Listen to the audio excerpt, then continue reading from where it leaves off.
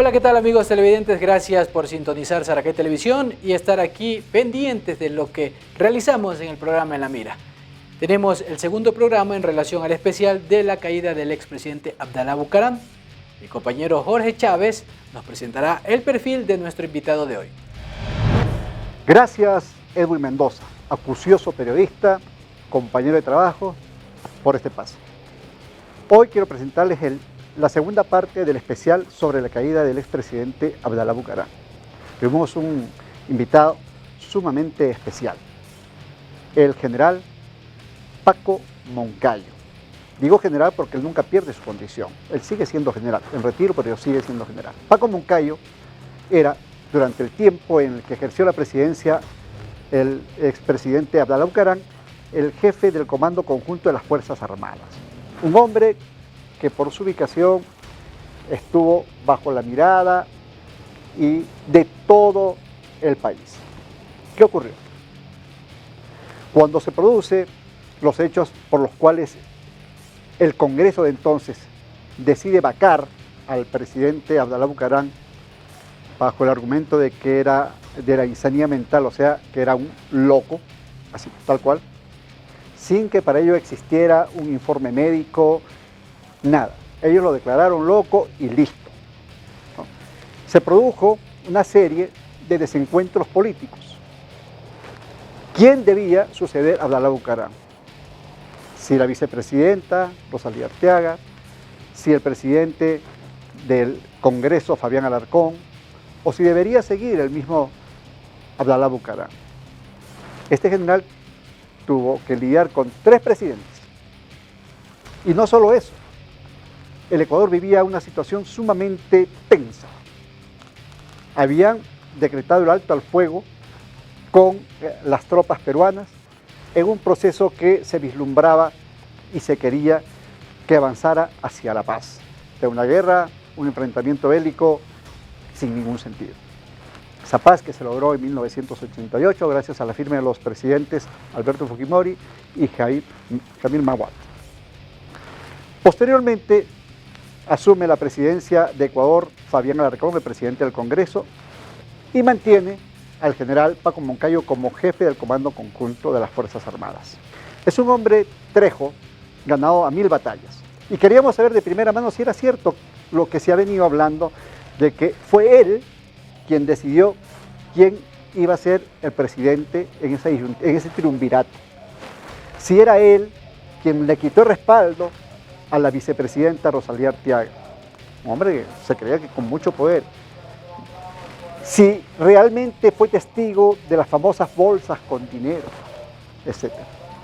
Entonces el general hoy nos va a dilucidar todas esas preguntas y esas interrogantes a partir de este momento en que Edwin comienza su entrevista con el general Paco Moncayo. Bienvenido, general Paco Moncayo. Gracias por asistir a la señal de Saracay Televisión y el programa En la Mira. ¿Cómo está?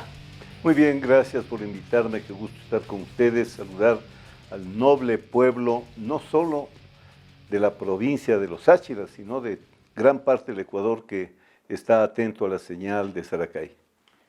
General Paco Moncayo, empecemos por la caída del expresidente Abdalá Bucaram. Usted era general en ese entonces.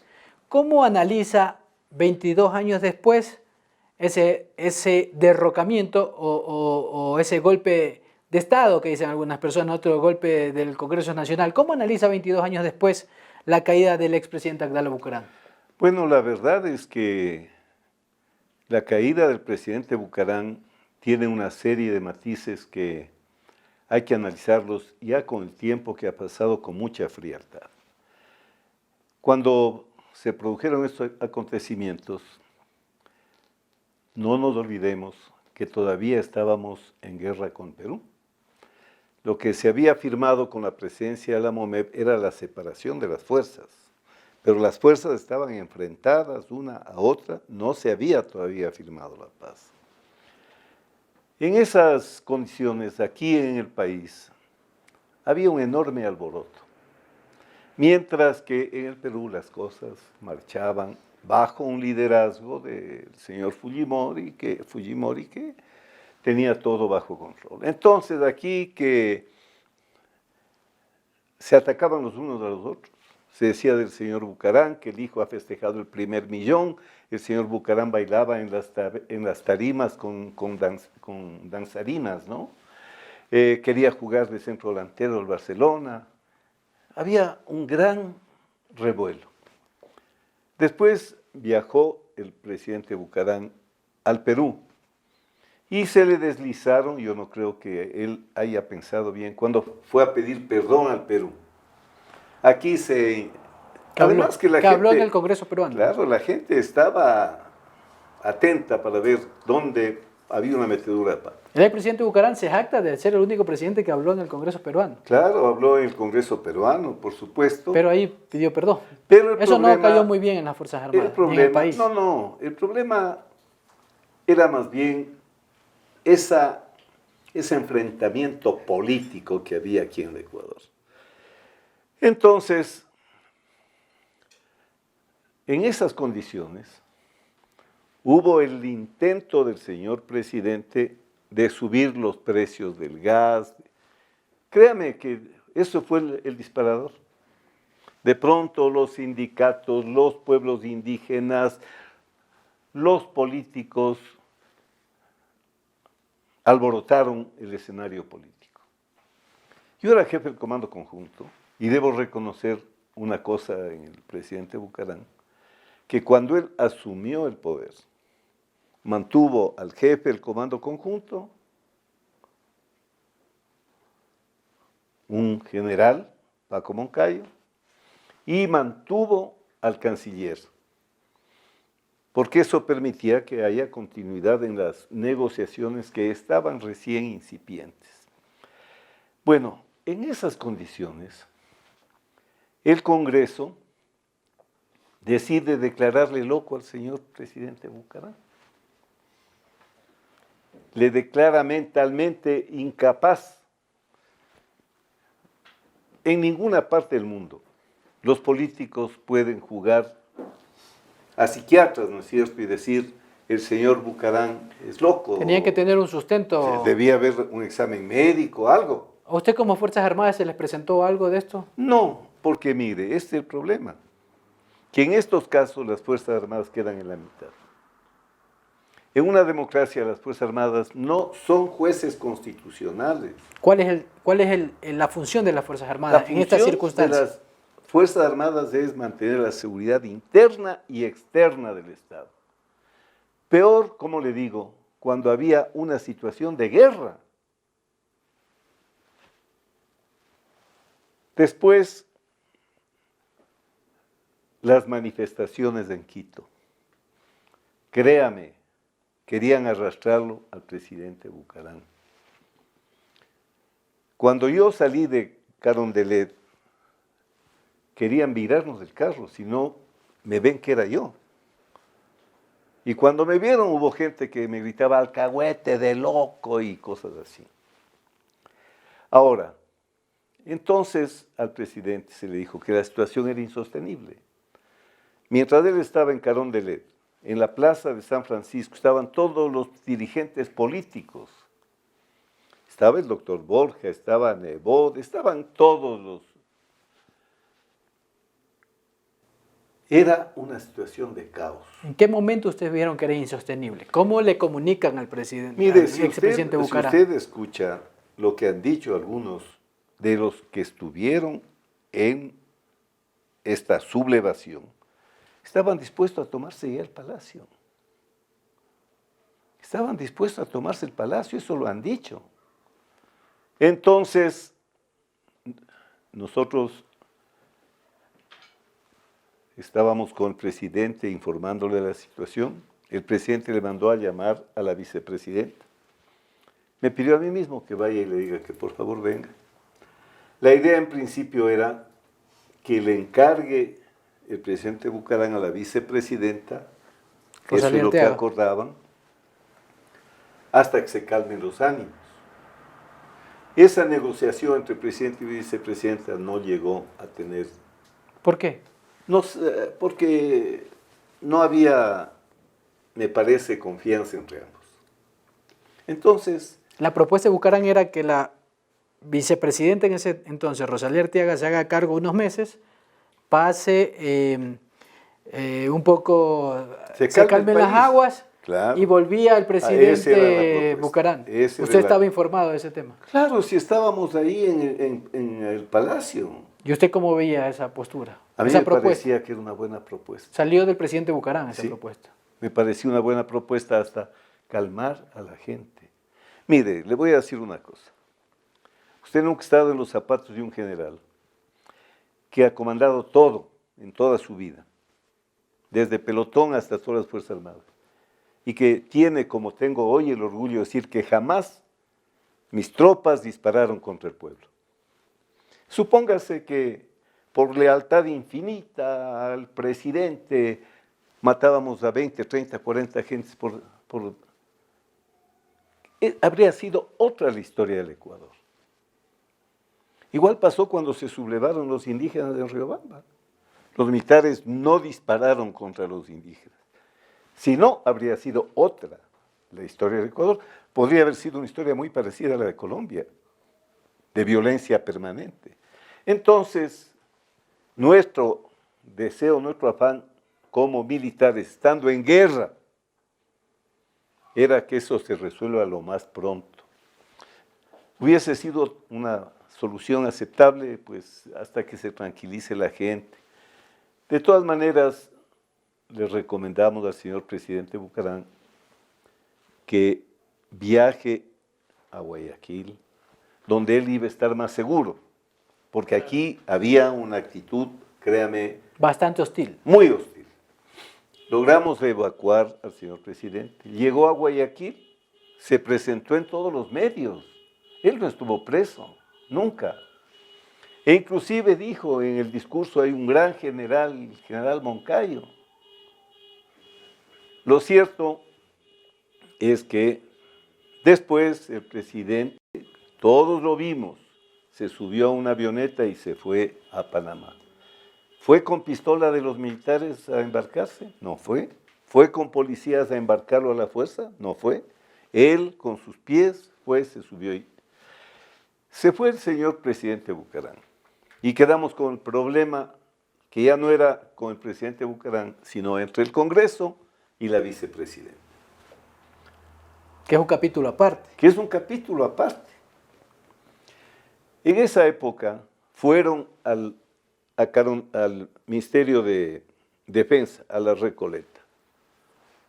Fue la señora vicepresidenta a exponer sus derechos, a decir que los militares deben respaldarle porque la Constitución dice que en ausencia definitiva es la vicepresidenta.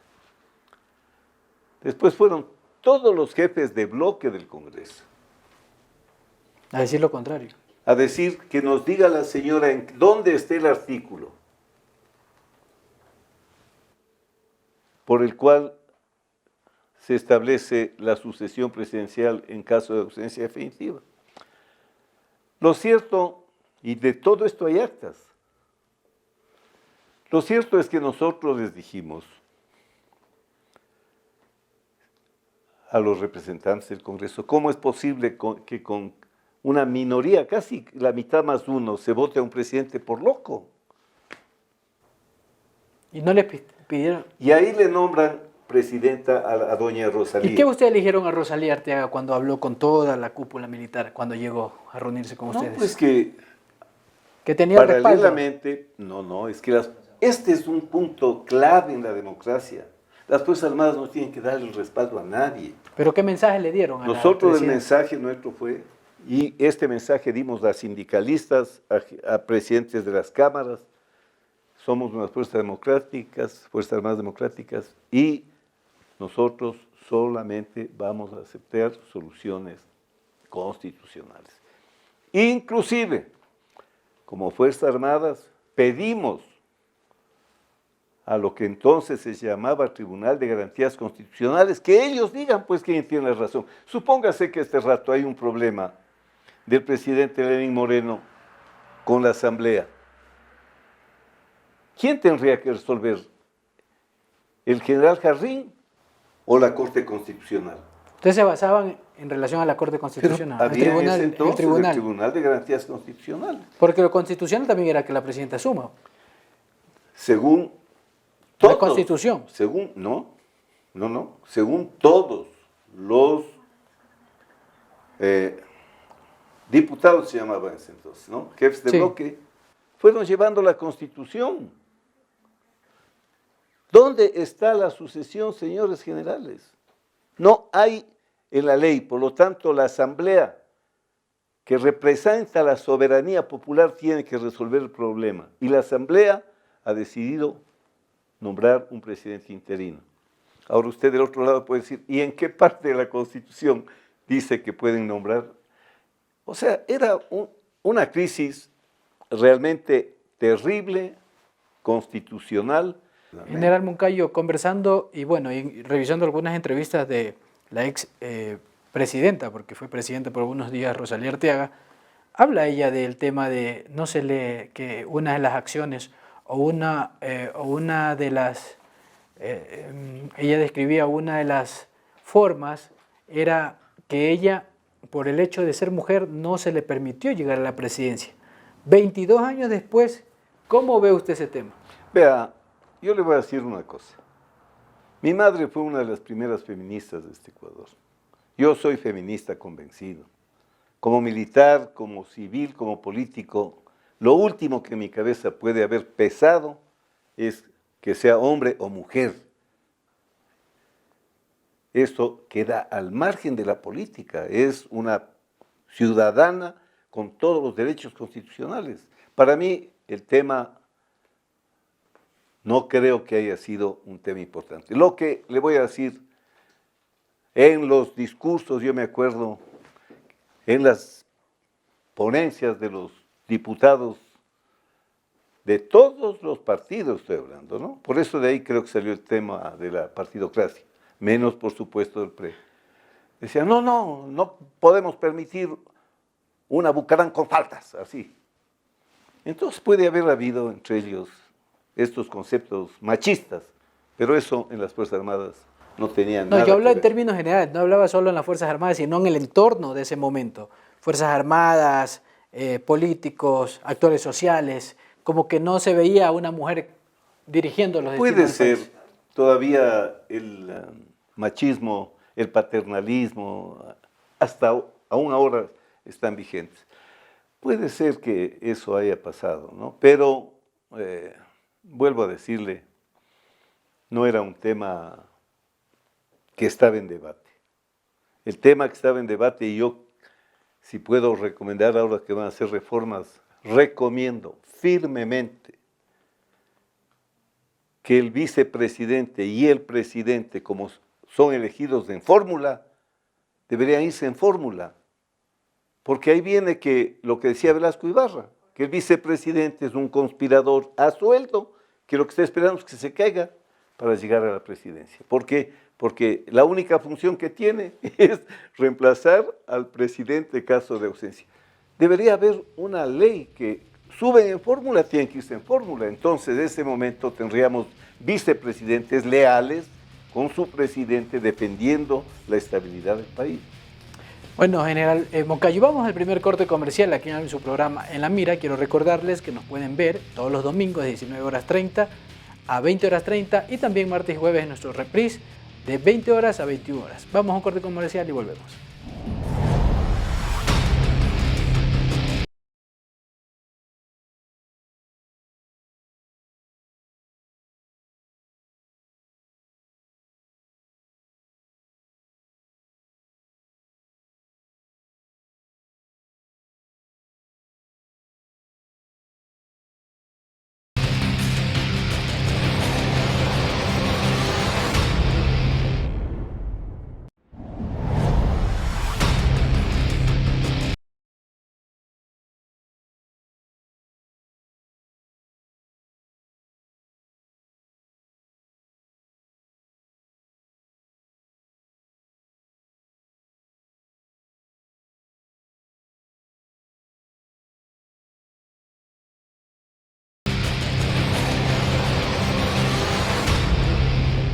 Continuamos con la entrevista al general Paco Moncayo.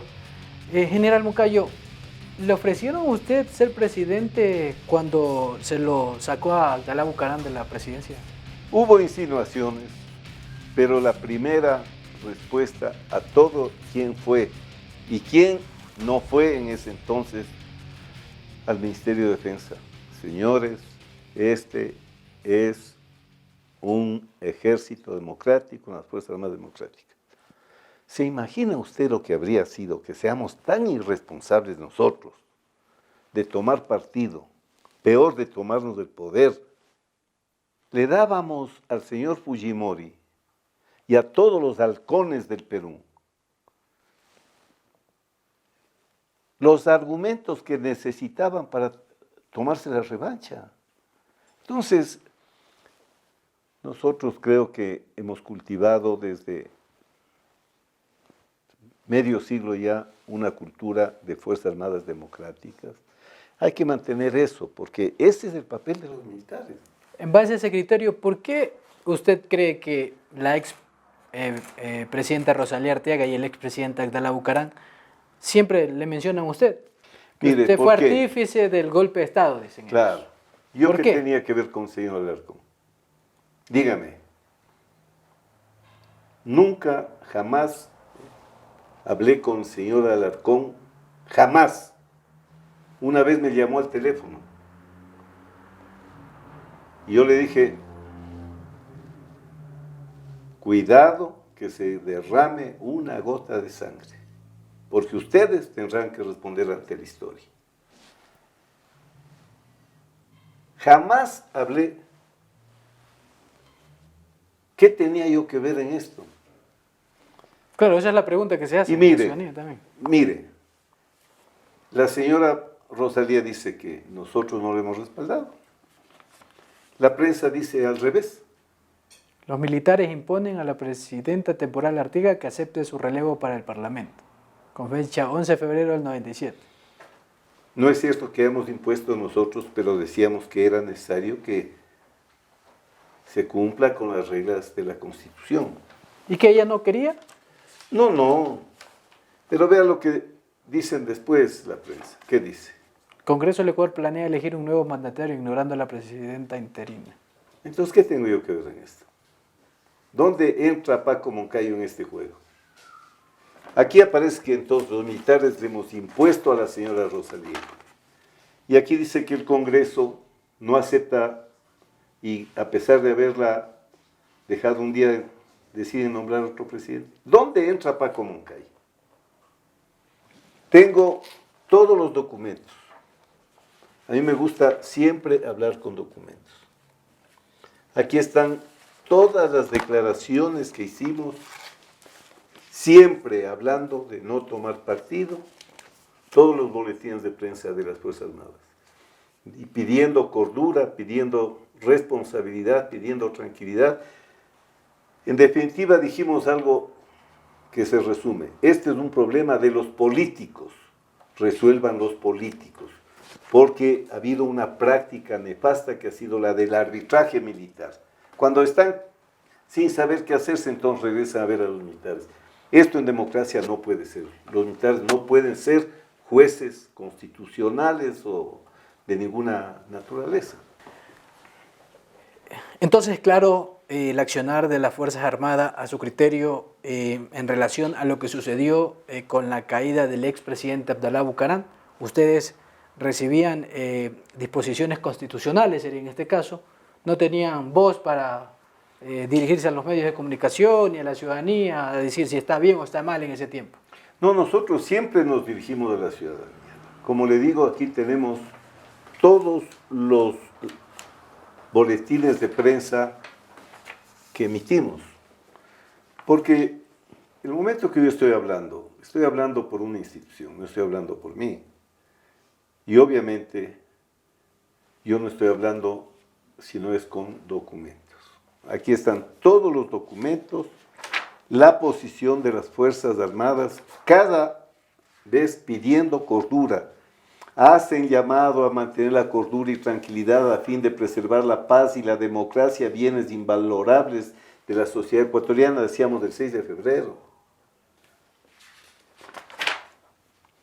confían en la madurez, patriotismo y sabiduría de los líderes de la clase política ecuatoriana, cuyo deber fundamental es procurar el bien de la nación para no colocar al país en una situación cuyas consecuencias son impredecibles. Aquí están todos los documentos.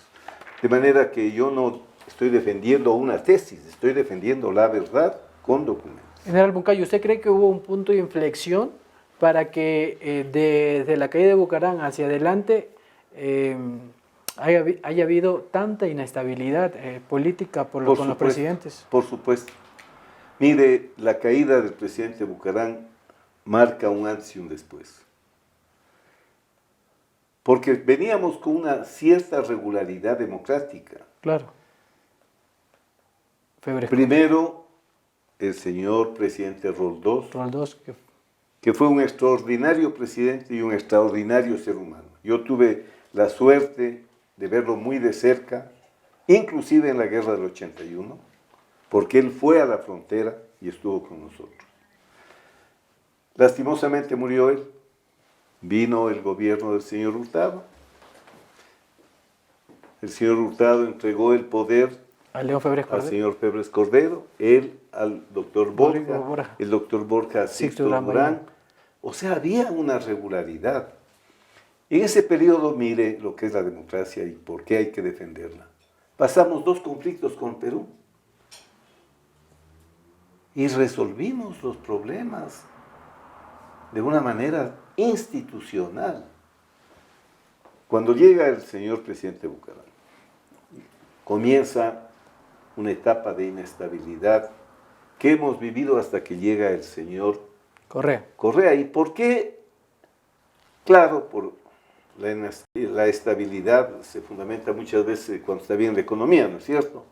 Exacto, como en el hogar. Claro, pero él llegó, era porque iba a ser la parte contraria a esto que había vivido el país. Creo que los ecuatorianos dijeron, bueno, por fin va a haber un joven estudiado en Europa, estudiado en Estados Unidos, que no se pertenece a la vieja partidocracia, que, en fin. Sí, fue un parteaguas en la vida democrática la caída del presidente Bucaram. Su accionar político, usted fue alcalde de nuestra capital, fue asambleísta, ha participado en varias contiendas políticas resultando ganador y en otras también perdiendo. En democracia así pasa, ¿no? Se gana y se pierde y hay que respetar esa circunstancia. Actualmente, como ciudadano, como exalcalde de Quito y como exasambleísta también, ¿cuál debió, a su criterio, ser el procedimiento a realizarse si se le quería sacar a Bucaram del poder? Mire, la propia Constitución tiene procedimientos, hay causales, se puede seguir juicio político, tenía que seguirse ordenadamente todos los trámites que la Constitución dictan. En ninguna parte del mundo van a aceptar como natural, como normal, que se le declare loco. Así fuese loco. Pero políticamente usted no puede dar un certificado de incapacidad mental, pues. ¿No es cierto? Entonces fue un camino torcido y de ahí vienen los caminos torcidos. Eso no debió pasar. Yo sé que también el presidente Bucaram dio muchos motivos. Hizo muchas cosas que molestaron a la gente. Pero eso no es razón para votar a un presidente con esta salida de declararle incapacidad mental, pues. Sin haber los justificativos necesarios. Claro. Bueno, es importante mencionarle a nuestros televidentes que este es un especial sobre la caída de Abdalá Bucaram. En ese entonces el general Paco Moncayo estaba al frente de las Fuerzas Armadas y él indica que recibían disposiciones constitucionales, en este caso del Tribunal Constitucional, y lo que les indicó fue que iba a asumir la presidencia Fabián Alarcón. Mire, así fue. La peor situación en la que puede estar un general, yo para ese momento era ministro de Defensa y jefe del Comando Conjunto, pues porque el señor general Bahías renunció. Es que le ordenen 3, pues. O sea, que le ordene la señora presidenta porque se sentía en su legítimo derecho. Que le ordene el señor doctor Alarcón porque creía que estaba en su... Y que le ordene el señor Bucarán. ¿Cómo puede pasar eso en una república? Y yo, entonces, según... ¿Y qué hacía en ese momento usted cuando recibía tres mensajes diferentes? Lo que yo le digo, por favor, pónganse de acuerdo. Yo tengo aquí el acta de la sesión del Consejo de Seguridad. Y le pido al presidente que busque una salida política. Porque tomarse el Congreso sería convertirse en dictador y él no, yo decía, y usted no debe, no creo que va a querer ser un dictador. Y claro, el presidente Bucarán dijo, sí, voy a buscar una salida política. Usted ha visto la foto, nosotros como mando, acompañándole a la presidenta Rosalía Arteaga a Carondelet, ¿dónde está la foto? Esa no es una invención mía. Después de eso, la vuelven a cambiar por el presidente interino. Después de este suceso, ¿usted tuvo algún acercamiento, conversación con la ex vicepresidenta Rosalía Arteaga, con el expresidente Abdalá Bucarán? No, no he tenido ninguna... Inclusive he oído... Miren, a mí el señor Bucarán me ha insultado de las maneras más horribles. Desde Panamá, desde todas partes. ¿Le ha involucrado? No, no, me ha insultado. ¿Y le ha involucrado también en el tema del golpe de Estado? Sí, pero me ha insultado de maneras terribles. ¿Nunca se lo ha encontrado? Yo nunca, Abdalá Bucarán. Nunca le he respondido, jamás. ¿No se lo ha encontrado en algún evento? ¿No han coincidido en algo? No. Con su hijo estuvimos en la asamblea juntos y mantenemos una buena relación. Pero nosotros somos seres históricos. Y en las páginas de la historia es donde se escribe con documentos, no con subjetividades, porque cada cual defiende, inclusive es legítimo, ¿no?, su imagen. Pero la historia está escrita así, los documentos existen, están las actas. Se reunió el Consejo de Seguridad en Carondelet, me acuerdo que estaba de ministro de Gobierno el señor general Frank Vargas. Ahí se debatió la situación, lo que estaba pasando en el Congreso. Ahí está lo que dijo el señor general Bayas, lo que dijo la señora Rosalía, lo que dijo el señor Bucarán, lo que dijo el señor Moncayo. Ahí está. Hay que decir las cosas como son. Ahora, ¿qué creo yo? Mire, creo que este país no va a tener salida si seguimos actuando como actuamos. Este rato mismo el país está al borde del precipicio. Claro. Una deuda externa impagable, déficits presupuestarios enormes. Ya es hora de que nos pongamos de acuerdo en algo los ecuatorianos, por Dios. Oiga, general, y usted que estuvo ahí en esta administración del Ecuador a través de la presidencia de Abdalá Bucarán, ¿es un mito o cómo ve usted el tema de que decían que sacaban la plata en sacos de yute?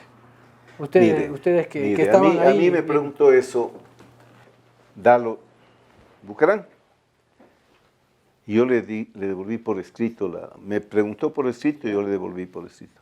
Le dije que yo no vi, mientras estuve en Carondelet, ningún saco de dinero en ningún momento. Porque yo tengo que decir la verdad, pues.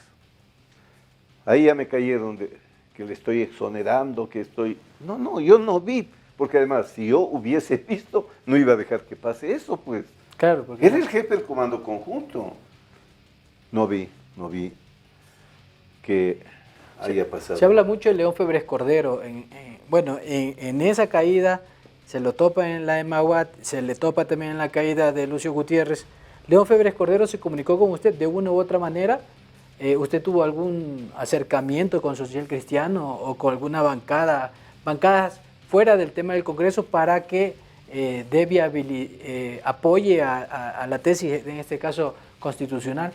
A mí me llamó el señor ingeniero Pérez Cordero para requerirme que acepte el nombramiento del doctor Alarcón. Yo le dije que yo no era autoridad política, que yo no tenía que aceptar o no aceptar, que las Fuerzas Armadas no cumplen esas funciones. Eso sí puedo decirlo porque allí están personas que estuvieron cuando se hizo esa llamada. ¿Y la doctora Rosalía Arteaga le ofreció algo a usted o a la cúpula militar para que le apoyen? No, ni hubiéramos aceptado. Mire, lo que sí debo decirle, y hay gente que puede dar razón, que cuando los jefes de bloque en el Ministerio de Defensa tomaron la decisión que tomaron, yo les puse a discusión mi función de jefe de comando conjunto. Pero me dijeron que no, que era mi deber que siga en las funciones. Listo, vamos a nuestro segundo corte comercial. Volvemos en minutos ya en la etapa final de este conversatorio con el general Paco Moncayo.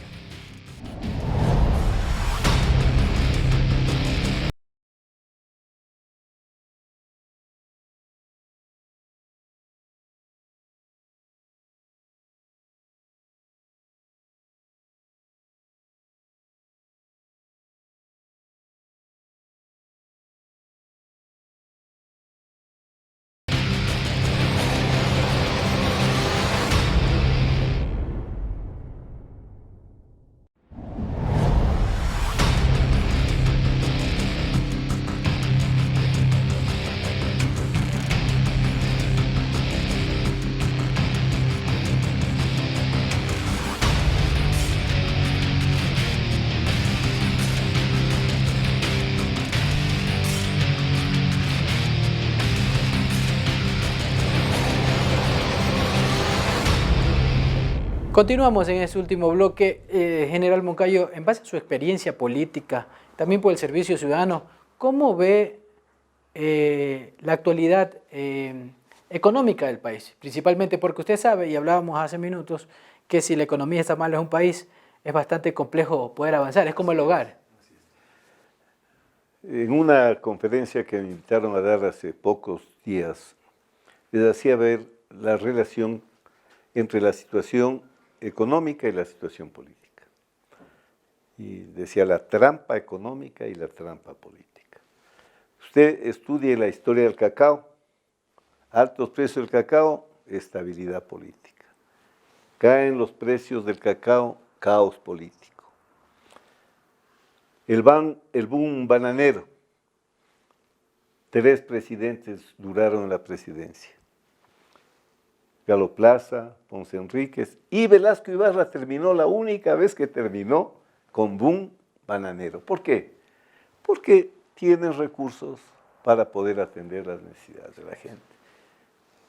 Una de las causas de la Junta Militar del 63 fue precisamente una crisis en el sector del banano. Boom petrolero, el gobierno militar duró 9 años. Grave caída de los precios de petróleo, el señor Maguad no se estuvo en el poder. Boom petrolero, sumado a una enorme deuda, a mi juicio irresponsable, el señor presidente Correa, 10 años. ¿Qué está pasando ahora? Estamos en una situación delicadísima en el área económica, eso lo sabemos todos. Tenemos una deuda que, según dijo el ministro Martínez, sobrepasa los 68 mil millones de dólares. Y nos seguimos endeudando.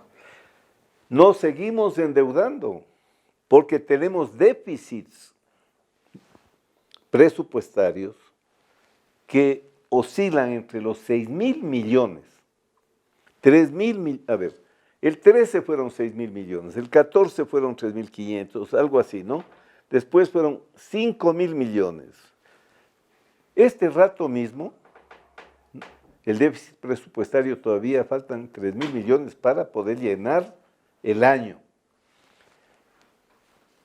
Si usted acumula déficits y no tiene otra alternativa que endeudarse, después del servicio a la deuda viene a ser otra causa de déficit, es un círculo vicioso. Pero ¿cómo hacemos para salir?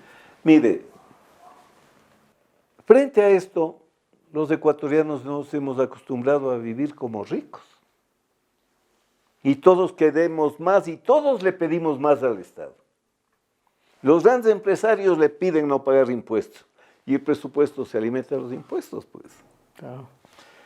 Los trabajadores quieren mantener, sostener sus derechos. Y que le suban el salario también. Las poblaciones quieren obras. Si no hay un gran acuerdo nacional, vamos a entrar en otra crisis política.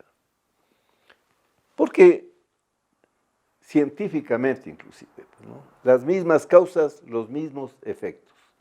Y si hay un comportamiento histórico de 200 años en que usted observa como permanente la relación crisis política, crisis económica o al revés, entonces hay que saber que por el bien de nuestros hijos, por el bien de nuestros nietos, por el bien de nuestro país, tenemos que por favor sentarnos y tomar acuerdos.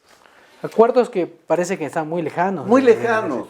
Además, por lo los que, mandatarios nunca le dicen a la gente cómo están. Por lo que también este gobierno es de transición. ¿Usted cómo lo considera este gobierno? Mire, este es un gobierno que va a pasar a la historia por un aspecto que es fundamental a mi juicio, que es la reinstitucionalización democrática. Pero vuelvo a decirle, democracia con hambre o populismo con barrigas llenas.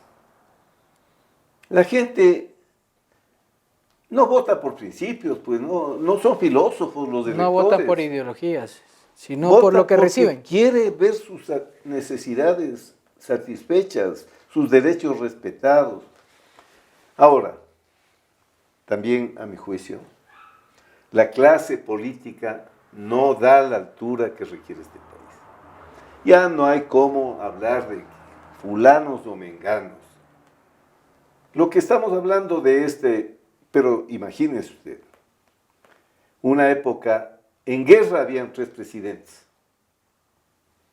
Tenemos que desarmar nuestras conciencias, tenemos que desarmar nuestras ambiciones, pensar como ecuatorianos, todos reunirnos, apoyar.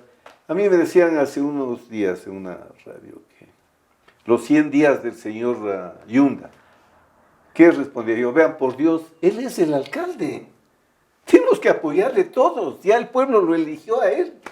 Eso hay que entender, ¿no? Hay que hacerle entender a la ciudadanía y a los actores políticos que una persona o una autoridad, en este caso presidente, alcalde o prefecto de diferentes ciudades o provincias, no va a transformar la realidad de usted como ciudadano. Así es. Hay que hacer, y concuerdo con usted en el tema del acuerdo nacional, se vienen las elecciones presidenciales, estamos, el 2020 comienza la pre-campaña electoral. ¿Usted no va a ser candidato o va a ser candidato? No.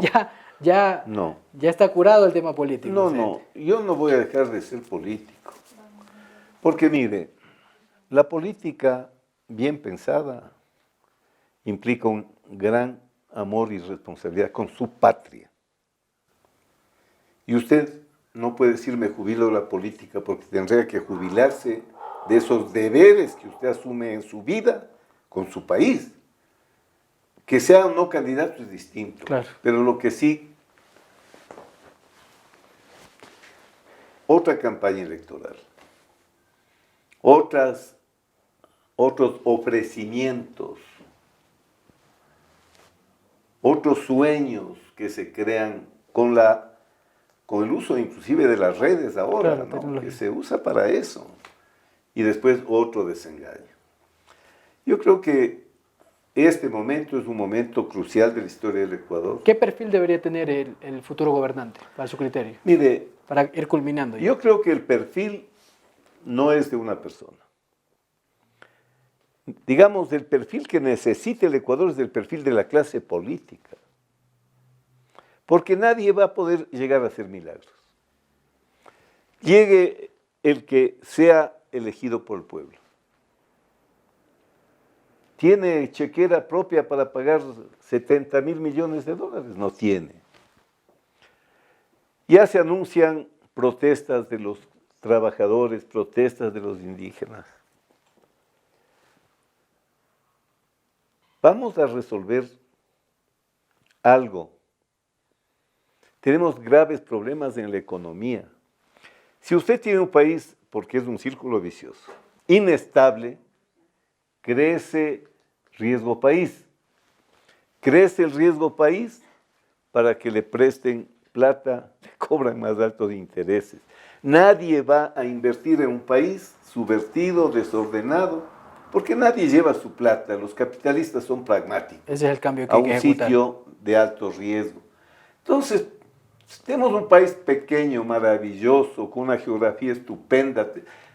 Lo que dijo Humboldt cuando vino acá en la colonia, dijo, y le preguntaron que cómo era Quito, dijo, allí vive un pueblo pobre en un país muy rico.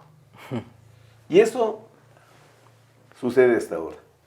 Entonces, Este país necesita un liderazgo nacional serio, responsable, un electorado responsable, que no vote por odios o por amores, que vote pensando con la cabeza.